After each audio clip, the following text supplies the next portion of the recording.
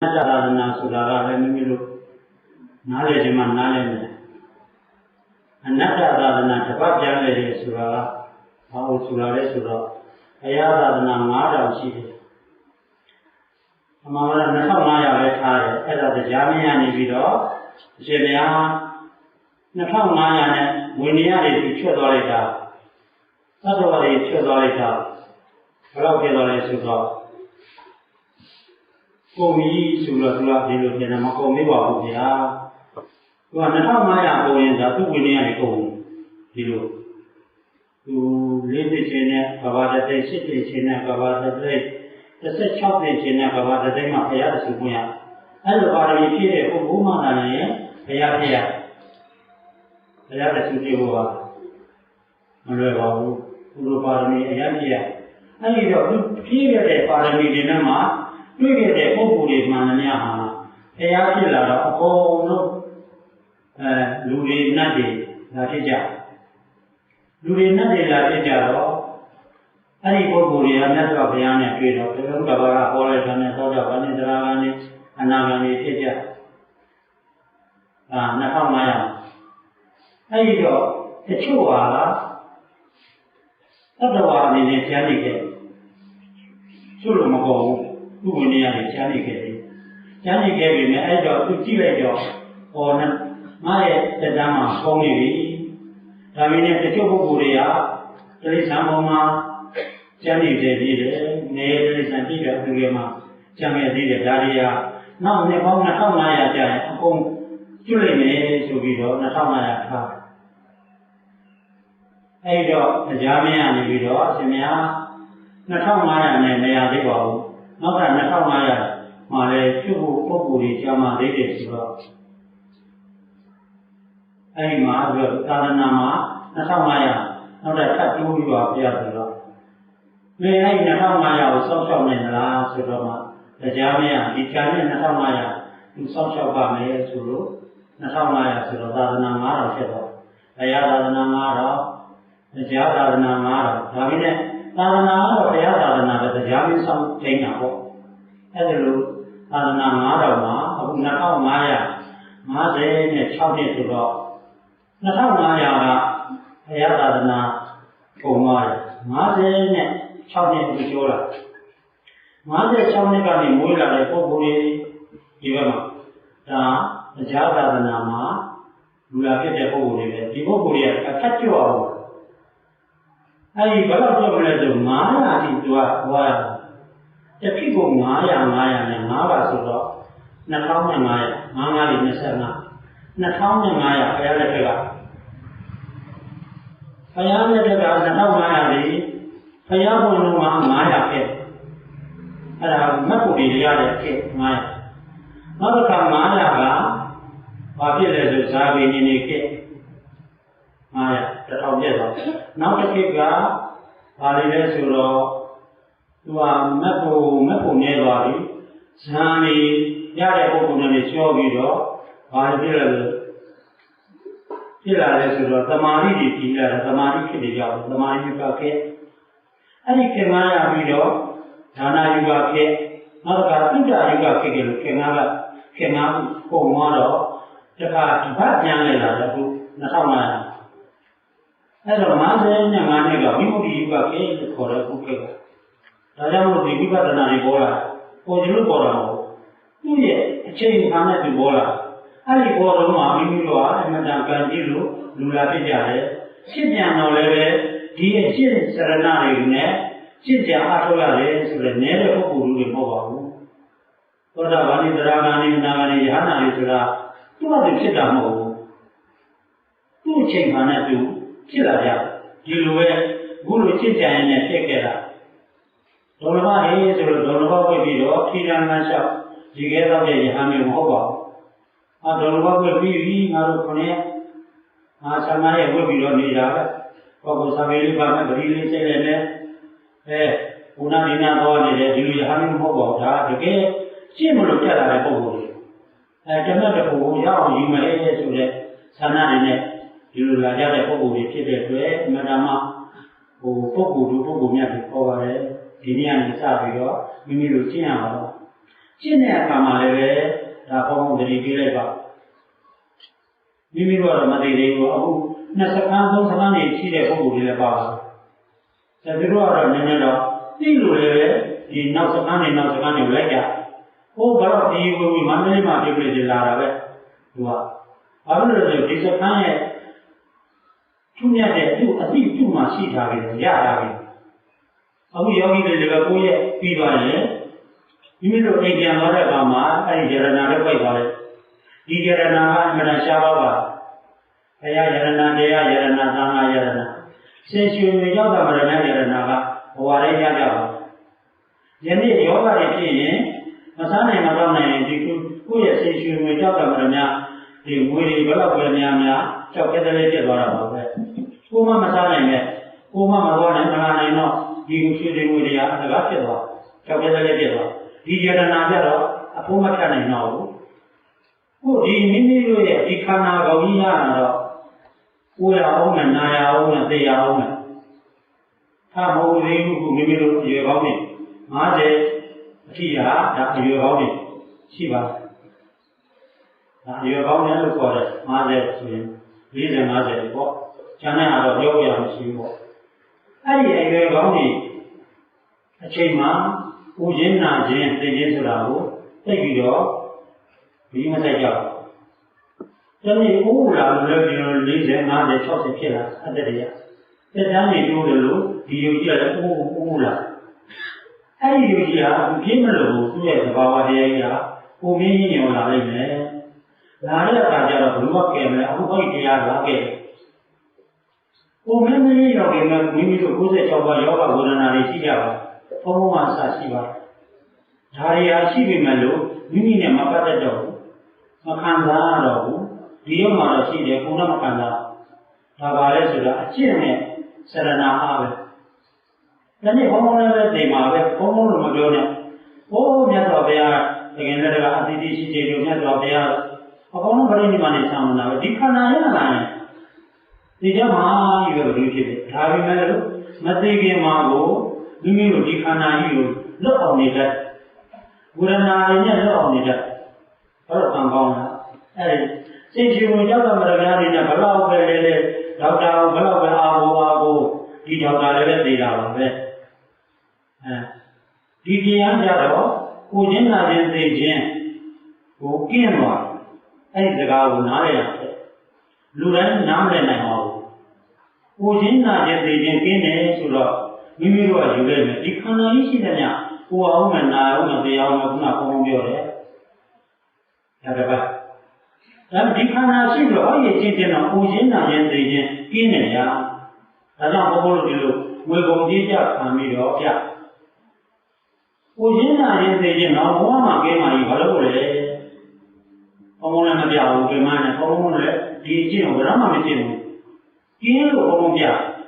လက်တွေ့ဘုံဘုံလည်းပဲသိလို့ပြတာမသိဘဲနဲ့မပြဘူးဘာလို့ကိုချင်းနာခြင်းသိခြင်းကလူတက်သိမ့်နေဘာဒီခန္ဓာရလာဘုံမနာအောင်မသိဘူးမပဲယူတာဟောဒါလူတိုင်းယူတယ်အရိယာတွေဒီလိုမယူပါဘူးဒီခန္ဓာကြီးဟာတနေ့ပုံမှန်နာမသိမယ်ဆိုတာသိတာဒါမင်းနဲ့ဒီပုံမှာသွားပြီးတော့ဆွဲထားတဲ့မာယောမဘုံမမိတ်မမာယောပြမချင်းငါလည်းငါပေါ့အခုထိုင်းနေတဲ့လူကြီးကငါယူကြီးငါနာတယ်ဆိုတော့အဲ့ဒီငါလို့လို့ယူတဲ့အယူချုပ်ငိမ့်သွားမက်ကပြတ်ဆက်လိုက်တော့ရုပ်နဲ့နာပြတ်သွားတော့ယောက်ျားမိန်းမမရှိတော့ဘူးရုပ်နဲ့မြင်ုံနဲ့မရှိတော့အဲ့ဒီတော့ရုပ်နဲ့မြင်သွားကိုယ့်ကိုယ်ကြည့်ယောက်ျားမိန်းမမတွေ့တော့ရုပ်နဲ့နာမရှိအဲ့ဒါယောက်ျားမိန်းမရှိလို့ကိုယ်ချင်းနာခြင်းသိခြင်းတဲ့ရုပ်နာနဲ့လို့တွေ့လာရင်ကိုယ်ချင်းနာခြင်းသိခြင်းမတွေ့တော့ဘူးဘာတွေ့လဲအနိစ္စပဲတွေ့တယ်ရုပ်ကြည့်လဲအနိစ္စနာကြည့်လဲအနိစ္စရုပ်ကြည့်လဲဒုက္ခနာကြည့်လဲဒုက္ခရုပ်ကြည့်လဲရုပ်ကြည့်အနတ္တသူ့ဘောသူဆောင်နေနာလည်းသူ့ဘောသူဆောင်နေဒါတွေတွေ့ပါအဲ့တော့ကိုယ်ချင်းနာခြင်းသိခြင်းဆိုတဲ့အယူကြီးပြတ်အယူပြတ်တာနော်ဒိဋ္ဌိဆိုတာအယူမှားနေတာဒါကြီးကငါယောက်ျားမိန်းမလို့ယူတဲ့အယူဒီယောက်ျားမိန်းမလို့ငါဟောအောင်မနာအောင်မတရားအောင်လို့ယူတဲ့အယူကြီးကဟောဒီတရားနဲ့ပြုတ်သွားတော့ဥရနာရသေးတာမရှိတော့ဒီဘဝမှာနော်ဒီဘဝမှာကိုချင်းနာချင်းသိချင်းခဲ့မှာဒါအရိယာတွေကငါမောရမနာရမတရားရောက်ပြီဆိုပြီးတော့မြတ်စွာဘုရား ဒါလည်းဒီလိုပဲပေါ်သွားတာပဲအဲ့ဒါတော့မိလိန်နာရှင်နာမိလိန်နာကြီးဟာရှင်နာဂတိကိုမေးဘူးလေအရှင်ဘုရားတဲ့မြတ်စွာဘုရားစကားဘယ်နှမျိုးပြောပါလဲအသင်မင်းကြီးတဲ့မြတ်စွာဘုရားစကားဧကဝဇ္ဇနာတစ်ခုနဲ့ပြောတယ်ဒီလိုဆိုရင်ဘုရားလည်းဒီလိုမှပြရဖြစ်နေပါလေဘာနဲ့ပြည့်လဲတရားကြီးတဲ့ရှင်းပြပါမြတ်စွာဘုရားဧကဝဇ္ဇနာတစ်ခုနဲ့ပြောတယ်ဆိုရင်ဒီမှာအစွန်းနဲ့စနေပြီးတော့တွေ့ပါတယ်အစွန်းနဲ့စတွေ့တယ်လေဒါမိလိန်နာရှင်နာဂတိဆိုတာယဟန္တာမိလိန်နာဆိုတာဘုရင်ကြီးအမတန်ဉာဏ်ကြီးတဲ့ပုဂ္ဂိုလ်သူကမေးလိုက်တော့ဒါနဲ့တရားကြီးအစွန်းနဲ့စပါပါလေရှင်းပြပါဆိုတော့မြတ်စွာဘုရားကတဲ့ဘောဓိပင်နဲ့ရှင်ပလင်ကိုအောင်တော့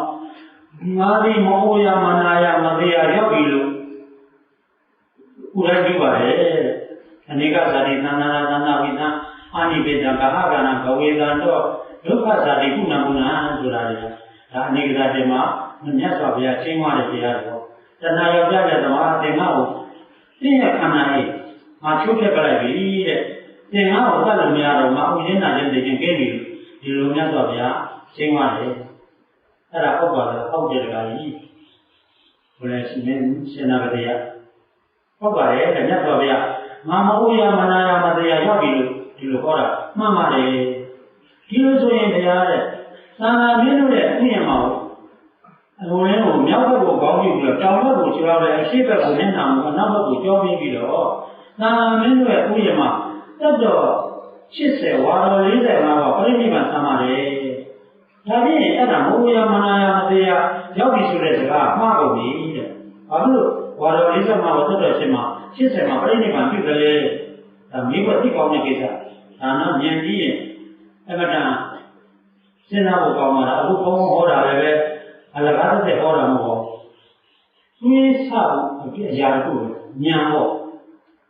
ဘုရားရဲ့တရားရဲ့ဉာဏ်တရားတွေဟောတာကိုလိုက်နားထောင်တာကဒါကလေးလေးနားထောင်တာတော့ကိုရင်လေးတွေသီလရှင်လေးတွေနားထောင်နေနေတော့နားမထောင်နဲ့ဝေဘာရဒီစကားနှလုံးမှာမိလိနာဝေမာနဲ့ဧကဝဇ္ဇနာတစ်ခုနဲ့လည်းပြောတယ်မောယမနာယမတရားရောက်ပြီလို့ဆိုတာဟုတ်ပါလားဆိုတော့ယဟန္တာကြီးကိုယ်ရဝန်ခံတယ်ဟုတ်တယ်ဒီလိုစေဝါတော်45ဝါသက်တော်80မှာသာလမင်းတို့ရဲ့ဥယျာဉ်မှာပြိဋိဘံပြုတာဒီမှားပြီတဲ့ဒါမှပြုနိုင်ရဘူးသူတကယ်မောယမနာယမတရားရောက်အကယ်၍ဝါတော်45ဝါသက်တော်80ပြိဋိဘံပြုတယ်လို့မှန်ရရင်လည်းပဲမြတ်စွာဘုရားမှာဥဒင်းနာခြင်းသိခြင်းကင်းပြီဆိုတဲ့စကားမှားနေပြန်ပြီတဲ့တတိတော့ဒီစကားတစ်ခုဟာလည်းလုံးဝဝေဖန်လို့မရပါဘူးဗျာဒါသူ့အနေနဲ့ဒါဝေဖန်ချက်တွေပေါ့ခုနဘုံဟောတဲ့စကားနဲ့အတူတူပါပဲဒီကျင့်တဲ့အကျင့်တွေကဘုံပြတာဟာသေမှနိဗ္ဗာန်ရောက်တာဘုံမပြပါဘူးဘာလို့လဲကျွန်တော်ရောက်မှာတော့ဟိုခံစားမယ်လို့ဆိုရင်မလို့ချင်ဘူးအခုပြစ္ဆုတ်ပံမှာခံစားဖို့ဘုံခေါ်တာပြစ္ဆုတ်ပံမှာချမ်းသာတယ်ပြစ္ဆုတ်ပံမှာလွတ်မြောက်တယ်ဥယျာဉ်နာခြင်းသိခြင်းနဲ့မိမိတို့ခံစားရတဲ့ဒုက္ခဝေဒနာတွေလွတ်တယ်ဒီခန္ဓာကြီးမှာနော်ခြေတော်နဲ့ကြောင်းနဲ့ကြောင်းပုံနဲ့ကောင်းပြီးရဖို့လူလို့ခေါ်တော့လူဘောငယ်ကလေးရဲ့ယောက်ျားလေးရဲ့ဆိုတော့ခေါ်ဖို့သမုတ်ထားတဲ့ပြည့်ညက်တွေပါပရမစိတ်ကတော့တိုင်းနေတဲ့32ဘောဓတာယုတ်နေနဲ့အခုဘုံဟောတော့နားထောင်နေတဲ့နံတရားနဲ့ဒီယုတ်နဲ့နာမဲရှိမိမိတို့အဲဒီတော့ဒီမိလိန်နာကမေးလိုက်တော့ရှင်နာဂတိကဘာဟောတယ်လဲဆိုတော့အသိမင်းကြီးတဲ့ယောက်ျားမိန်းမဆိုတာကြီးညာတာပရမလားဘုရားသစ္စာအနေနဲ့ပြညာပါဗျာအေးပြညာတွေပါလာတော့တဲ့ဟိုပြညာတွေကြက်တော့ပြညာကိုခေချတော့ပရမတ္တဓာတာပြတ်တော့ယောက်ျားမိန်းမရှိသေးသလားမရှိပါဘူးဗျာအေးမရှိတဲ့တရားကိုသိမင်းကြီးကရှိတယ်ဆိုပြီးတော့ဝါတော်လေးသမအောင်သက်တော်80ကိုရှိတဲ့အထင်နဲ့သင်ပြောတာအမှန်မှန်တော့ဒီဘက်ကပြညာတွေချုပ်ပြီးတော့ဒိဋ္ဌိတဏဥပါဒဆိုတဲ့ဒိဋ္ဌိအယူမှားခြင်းတဏှာဒီခန္ဓာကြီးကိုငါရုပ်မှာဘုံလို့ဆွဲလာခြင်းဥပါဒငါတော့ဘယ်လိုယောဂဖြစ်ခဲ့တယ်ငါတော့ဘယ်လိုဖြစ်လိုက်လဲဆိုတော့ဆွဲလာတဲ့ဒိဋ္ဌိတဏဥပါဒနာချုပ်ငြိမ်းသွားတယ်အခုလာပါလိမ့်မယ်ယဟန်တွေဘောတော့ဆရာလေးတွေရော3ရက်မှာတော့ဘုံကညာနိုင်ပြမှာပဲ အားလည်းကိုယ်ပိုင်နဲ့ရောက်လာပြီလို့လူချင်းလက်လာတော့ရအောင်လည်းဘုံဘုံတော့ပြအဲ့တော့ကျွေးစားစားနဲ့အတုပါအပြင်ဗိဓာမှာဟိုယောဂီတွေဟိုကျင့်တဲ့ပုဂ္ဂိုလ်တွေရောမကျင့်တဲ့ပုဂ္ဂိုလ်တွေရောစိတ်ဆိုတာကအာနာမှာမရှိပါဘူးရှိတယ်လို့ထင်နေတာမရှိကြောင်းဘုံဘုံတစ်ခုလေးပဲပြောမယ်တရားအထုတ်ကအလားပါအခုခေါ်တာကသဘောလေးလောက်လေးရအခုအားလုံးပါဘူးကိုယ့်ကိုယ်ကမှစိတ်မရှိကြောင်းဘုံပြောပြတစ်လုံးနဲ့တစ်လုံးနဲ့အခုဘုံဟောနေတဲ့ကာမအခုတရားရောပေါ့လေနေရာလေးပါတော့နားနေခုနောက်ပိုင်းမှာရှင်းနေတယ်လို့များဘယ်လိုသိကြပါလဲခုနဘုံဟောနေတော့ဟောဆရာတော်ဟောနေတော့မှမှန်တာကောင်းရဝင်လေထွက်လေရှင်းနေပါလားလို့သိကြပါလားဒီအဲ့ဒါစိတ်ဆိုတာရံခုခန္ဓာမှာမရှိဘူးအရိယာတွေကြတော့ဘယ်လိုဒီနှောင်းကြီးရှင်းနေတာသိတယ်ဒီလိုထိုင်းနေပြီနဲ့ဘုံဟောနေကခန္ဓာကိုယ်ကတစ်ခုတစ်ခုတစ်ခုတစ်ခုမှဒီနာတော်လာရှိတယ်ဒါပေမဲ့ဘယ်လိုမသိဘူးစိတ်ညာခြင်းကမဟုတ်ရှိတယ်ဖြစ်ကြအဲသူကအောက်ပြန်လို့ကြီးကိုနားမလည်လိုက်တဲ့အတွက်စိတ်တွေကအပြင်အာရုံမှာရောက်တဲ့အတွက်ခန္ဓာမှာသိမကပါဘူးအဲ့ဒီစိတ်တွေကိုဘုံဘုံမှာ3ရက်နဲ့ခန္ဓာကလို့ရပါတယ်ခန္ဓာနဲ့ရောက်လာတော့ဒီစိတ်ကဆိုးပါလေဘယ်လိုလဲဆိုတော့ဒီတနေ့ကမှအိမ်မှာမကတ်တဲ့ကလေးလေးတယောက်ကရွာထဲလျှောက်လဲတယ်အဲရံပြလူပြည့်ဆိုးပေးနေတော့ကြောင့်မိဘတွေလာတယ်အားလို့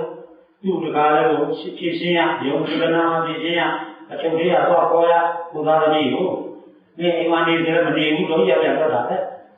သူ့အတွက်နဲ့တော့ရောက်ပြမိဘတွေအဲ့ဒီဥပမာလို့အဲ့ဒီကလေးလေးကလာမြင်မတော်နဲ့ဆိုတော့ထားကြည့်မရဘူးအိမ်မှာပြဿနာရှာမှာပဲအိမ်မှာပြဿနာရှာမှာမိဘတွေစိတ်ဆင်းအောင်လုပ်မယ်သူကဒီလိုလုပ်နေမှာပဲသူအပြင်မှာနေတဲ့ပုဂ္ဂိုလ်ကိုချောင်းပြီးတော့သွားလာပြီးတော့အပြင်မှာရတယ်မှာပေါင်းနေတဲ့ကလေးဆိုတော့အိမ်မှာထားတော့မနေနိုင်ပါဘူးအဲ့ဒီဥပမာလို့ဒီစိတ်ကလေးကအာယုန်နဲ့မျက်စိအာယုန်နာအာယုန်နှာခေါင်းအာယုန်ကိုယ်အာယုန်မနှောအာယုန်အာယုန်နဲ့ပေါင်းလို့အပြင်မှာနေတဲ့စိတ်ကလေးကိုအခုမဘုံမှာ3ရက်နဲ့ခန္ဓာရဲ့ကတ်လိုက်မယ်ဆိုတော့သူမနေနိုင်တော့ဒုက္ခတွေ့ဒုက္ခသစ္စာသမုဒယသစ္စာနိရောဓသစ္စာမေဃသစ္စာဆိုတဲ့သစ္စာလေးပါစာအုပ်တရားယူပြီးတော့ချက်ထားလို့မရပါဘူးစာပေပရိယတိတက်တဲ့ပုဂ္ဂိုလ်တွေအကုန်နားတယ်ဒါဆိုလည်းမရစာပေတာသူဖတ်တာဒီမိမိတို့လက်တွေ့ကြကြအခုဘောင်းဘောင်းနေလို့နားထောင်နေတဲ့စိတ်ကလေးတွေခန္ဓာထဲကနေသူဘယ်မှထွက်ပြေးလို့မရတော့ပါဖြစ်တယ်ခန္ဓာထဲမှာဒုက္ခတွေ့တယ်ဒီဘောင်းကြီးဒါမိမိတို့မုံတော့အခုတော့အဲ့ဒီ3ရက်မှတော့ငါပဲငါသိမိတာမှားပြီဖြစ်တယ်ပါငါဒီလိုသာသိမိတာမှားပြီငါတော့ဒုက္ခရောက်ပြီညီးတွားကြပါလေဒါဘုရားဖြစ်ဖြစ်အခုပိဋကမှာမဟုတ်ပါဘူးဒါဘုံနှစ်တိုင်းနဲ့တိုင်းလုံးနဲ့ဒီလိုပေါ်ရတယ်တဘောပဲမလုပ်နေနိုင်ဘူးဘုံများများမလုပ်နေနိုင်ဘာလို့လဲငွေတွေပုံမောထားမလုပ်နေနိုင်ပါဘူးဒီနေ့မှတဘောပဲပုံမောရတဲ့ကံကြဘုံလုံးအဲ့ဒီတော့ဒီခန္ဓာမှာစိတ်ကလေးထည့်တာစိတ်ကလေးကအပြင်မှာတွေ့ရတော့ဒီခန္ဓာကြီးကိုသူကောင်းကောင်းဒုက္ခပေးပါတယ်။ရှားရင်လုံးနာရင်လုံးလို့သူဖြစ်လာမချောက်ပါနဲ့။ဘာမှမဖြစ်ဘူး။ဒီနေရာမှာရှိမထိုးပါနဲ့မရမထိုးပါနဲ့။ဘုန်းဘုန်းတို့ဒီအနာဂတ်ဆရာသေးကြီးကမ္မထာလိုက်ဆိုလို့ရှိရင်9ရက်စခန်းဒီမထိုးပါ။ဒီချိုးပြီးမှမရှိဘူး။သူကရေမချိုးအောင်ရေမချိုးတော့ခန္ဓာကြီးကတောက်တင်တောက်ခဲ့ဆက်တဲ့အဲ့ဒီဝေဒနာကိုလွတ်ချတာလွတ်တာပဲအဲ့ဒါစိတ်လွတ်တော့လွတ်ပြီပေါ့စိတ်မလွတ်ရင်တော့ဘယ်နာနေမလွတ်ပါဘူးဒါကိုယနေ့လည်းပဲဘုံဘုံတို့ပြမှာကဒီစိတ်နဲ့ဒီယုံခုထိုင်းနေတဲ့ယုံနဲ့အတွင်းကဘုံဘုံပြောတော့နားထောင်နေတဲ့စိတ်ကလေးပေါ့နားနဲ့အတန်နဲ့ကြားနေတော့အဲ့ကြားနေတဲ့တော့ဘုံဘုံဟောတာကိုသိနေတဲ့စိတ်ကလေးဟာယောဂီတွေအပြောနေတာစိတ်လို့သိတာပါတကယ်စိတ်ကိုမသိပါဘူးအဲ့သိတာအောင်ဘုံဘုံကပြဟောဒါကစိတ်ပါလားဒါကစေတသိက်ပါလားခန္ဓာဒါကရုပ်ပါလားစိတ်စေတသိက်ရုပ်တွေကဒီလိုလှည့်သားပြီးတော့ခန္ဓာမှာလှည့်နေပါလားဆိုတာကလေးလေးရတာတကယ်ချင်းတကယ်သူ့ဘာသူသိလာပါလေလူကြီးဆိုပဲပြောပြဖြစ်အဲ့ဒါကြောင့်ဘုရားဉာဏ်လည်းပဲအောင်မြင်မြင်နဲ့အောင်သွားအောင်အဋ္ဌာန်ကြီးအောင်မိမိတို့ကျူးကျူးစားစား မသေးပါဘူးဘုံပြလာတာအသက်30ရာပြလာရင်နဲ့90ကျော်ပြီဘုန်းကြီးတွေပေါ့လူနေရာကျော်108ပါဘုံဘယ်တော့ပြလို့ရဟန်း108ပါဘုံလို့ပြီဒီလားကျင်ဘုံမဟုတ်ဘူးဒီမှာဘာလို့ဒီလားကျင်တွေပေါ်လာလဲဒီလားဘုံဘုံကဒိဋ္ဌာအောင်ပြုတာဒီတိုက်တာကြီးကိုဘုံလူလည်းသိနေမှာမဟုတ်တော့ဘူးဒီလောကသိတော့အဲ့တော့မသိခင်မှာတတိတွေလည်းကောင်းကောင်းတရားပြလာတယ်ဦးဒီဆရာလေးတွေလက်ရှိရဟန်းတွေအဲ့ဒီတော့ဒီမှာသီလရှင်တိုက်ဘုံလုံးမှာမလို့သီလရှင်တွေဒီနေ့ဖြစ်လာတော့အာယုံပြီးတော့ဟောသီလရှင်တွေအရင်တို့ဘုံရက်ပေးရဟာဒီမှာဘုံသိတော့တာတော့မှသီလရှင်တွေအားထုတ်နိုင်အောင်လွတ်လွတ်လပ်လပ်နေနိုင်အောင်ဘုံဒီတိုက်ကြကြီးကိုဘုံဒီရလုပ်နေတာအဲ့ဒါကြောင့်မလို့သီလရှင်တွေပေါ်နေတာအဲဒီယဟန်တွေနောက်တော့ပြီးတော့ထားပြီးတော့သီလရှင်တွေကသူဘယ်ကောင်းတဲ့လို့ဖြစ်ပေါ်လွယ်တော့မဟုတ်ပဲအခုလို့ဆရာလေးတွေအရွယ်လေးတွေနဲ့ဝတ်တယ်ဆိုတာအလကားဝတ်ရတာမဟုတ်ဘုံဘုံနဲ့ပါရမီတွေပြည့်ခဲ့တဲ့ပုဂ္ဂိုလ်တွေမို့လို့လာတော့ဝတ်ရပြင်စင်နေရောအကုန်လုံးပဲပေါ့အဲ့ဒါကြောင့်လို့မပြတ်မကွက်သောဒိဋ္ဌံကိုကိုယ့်ရဲ့မှာတော့ပြည့်အောင်လုပ်ကြပြည့်ရင်လောကမှာလည်းပဲကြံနိုင်အောင်လို့ဆောင်နိုင်ရောက်တယ်ဆိုတဲ့စကားလို့မိမိတို့ရဲ့အဋ္ဌာဏပြန်လာဒီမှာမပြတ်ကွက်ရင်ဟောလောကအလုပ်တွေမှာလည်းအဋ္ဌာဏပြန်လာအဘောအမြင်မှာလည်းအဋ္ဌာဏပါရမီဆိုတာရှိပါတယ်အဲ့ဒါလေးရအောင်လို့ဒီဥစဉ်အဖြူတင်ပြီးတော့တတိပေးတာပါအဲ့ဒါလည်းပဲတွေ့ကြပါသူပါလို့လည်းဆိုတော့တရားကျင့်ဖို့ကအစားပါအဲ့တော့3ရက်လောက်ကျင့်လိုက်ရင်မိမိတို့တစ်ထိုင်နဲ့လည်းဝေဒနာချုပ်တယ်နော်ဒါပေမဲ့ဝေဒနာချုပ်ပုံမြင်နေအောင်ပြောတဲ့အတိုင်းလို့ဘုံဘုံတို့ပြောတဲ့အတိုင်းနာလို့အဲ့ဒါအောင်မြင်လိုက်မယ်ဘုံဘုံတို့ပြောသလိုမလို့နာပေါင်းပေါင်းကြီးဒုက္ခနဲ့တွေ့တယ်အဲ့ဒါဒီအလုပ်မှာတော့ဘုံဘုံတို့ပြောသလိုအာဟုကတော့အာဟုမှာကိုယ်ဟာကိုလုံးချင်တယ်လို့လုပ်ရင်တော့ကိုယ်ဒုက္ခနဲ့တွေ့မှာပဲဒီခန္ဓာကဘုံဘုံတို့သိလို့ပြအဲ့ဒါကြောင့်မလို့ပြောသလိုလုပ်ပါဘုံဘုံကရှုလားရှုနေတရားတိုင်ပေးတော့မှာပဲတူအောင်ပေးတော့မယ်တူလိုက်တာတူမှာပဲတူတယ်တူအောင်လည်းတူတာအတူမြန်မာလည်းအတတ်တင်လို့ရအလကားတက်နေရအောင်ဒါမှဆရာကောင်းဆရာရေးကြီးတယ်ဘုံဘုံဖြစ်ဘူးတဲ့ဆရာမှားခဲ့ဘူးတဲ့လောကမှာဘုံဘုံကတရားသိပါရဏပါတရားထုတ်ရင်တော့အမှန်တင်တာပေါ့သင်လိုက်တော့တရားကတတ်သွားပြီဘုံတရားထုတ်တတ်တော့အဲဒီတော့20ရှင်နေ20နှစ်မှာပေါ့20တရားထုတ်တာတော့တကယ်ဘုံဘုံတို့ကဒီဝိရင်ထောက်ဒါကြကြမှာပေါ့ဒီဝိရင်တောင်မင်္ဂလာမင်္ဂလာဒီဘာလဲလက်ထမင်္ဂလာဘောတွေဆိုလာမှအပြိုင်ဆိုင်နေဟောပြီးကြဘုံဘုံကတရားထုတ်တရားနဲ့လည်းသုံးတဲ့ပုဂ္ဂိုလ်တွေနဲ့ဒါလည်းဝိုင်းရင်သူပြီးတော့ကိုပြီးတော့သူဒီလိုဝိုင်းနေကိုကြတဲ့အခါကျတော့ဘုံဘုံမှာလက်၅ချောင်းရှိတယ်ဘုံဘုံမှာလက်မကြောင့်လက်၄ချောင်းမှာတရားကျိုး၄ကျိုးကိုလက်၄ချောင်းမှာအလုပ်လုပ်ဘုံဘုံသိတဲ့ဆရာလက်သန်းလေးကပောက်အောင်ဆိုလက်သန်းလေးပောက်နေတော့ဘုံဘုံကသူ့လက်ဘက်ကိုကြည့်ထိုးရတော့ဘုံဘုံကောင်းရတာနဲ့ဘုံဘုံလည်းနှောက်ပောက်ပြီးတော့ဘုံဘုံထိုးတော့လက်၃ချောင်းနဲ့ပဲထိုးရလက်သန်းပေါင်းတဲ့နေရာကိုလက်သန်းဘက်သွားတော့လက်သန်းတကယ်လက်သန်းသွားတော့အိမ်ကြီးရတော့လက်သန်းမသွားတော့လက်သက်တွေရသွားတော့အိမ်ကြီးပြက်တာပေါ့တရားကြီးဟိုအရင်ဘက်ကိုလိုက်အဲ့ဒီတော့ဘာဖြစ်လာလဲဆိုတော့သူများနေညာလက်ကလေးတွေစားလို့လေးချောင်းထိုးသွားနေဘုံမှာအိမ်ကြီးပြက်လက်သန်းကြောင်ပါးတာနဲ့ပောက်ပြီးတော့ဆရာကလက်သန်းပောက်နေတော့လက်သန်းတော့မရတော့ဘုံမှာ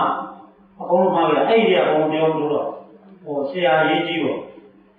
အဲ့ဒါလိုပဲပေါ့ဆရာဆိုတာအမှန်တန်ရေးကြီးပါလေအခုလည်းမိမိတို့လည်းဟောဒီတရားကိုကြည့်ပြီးတော့ချိန်တဲ့ဟိတာကပေါ့ပါလေးတက်သွားတယ်ဒါမှမဟုတ်ကြမ်းလာတာပဲဘုံ